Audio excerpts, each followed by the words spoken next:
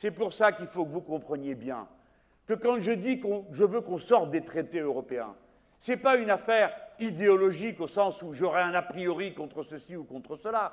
C'est que si nous continuons à être dans un traité qui interdit l'harmonisation fiscale, vous ne pouvez pas sortir de cette situation.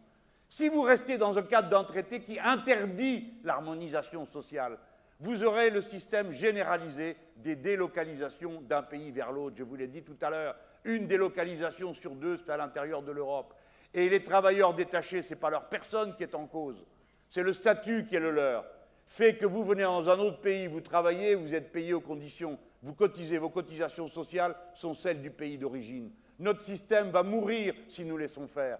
Quand je dis qu'on ne peut pas accepter ce statut et que si je suis élu, il n'y aura plus de travailleurs détachés, ce n'est pas contre les malheureux qui veulent gagner leur vie, c'est pour défendre notre sécurité sociale, pour défendre l'égalité sociale dans notre pays.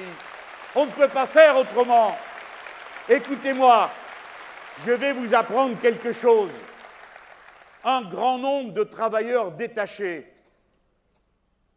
sont français. Ah, vous ne le saviez pas? Eh bien oui, parce qu'ils sont embauchés par des entreprises qui mettent leur siège dans un autre pays, de manière à pouvoir les embaucher en tant que travailleurs détachés en payant les cotisations du pays dans lequel ils ont mis leur siège.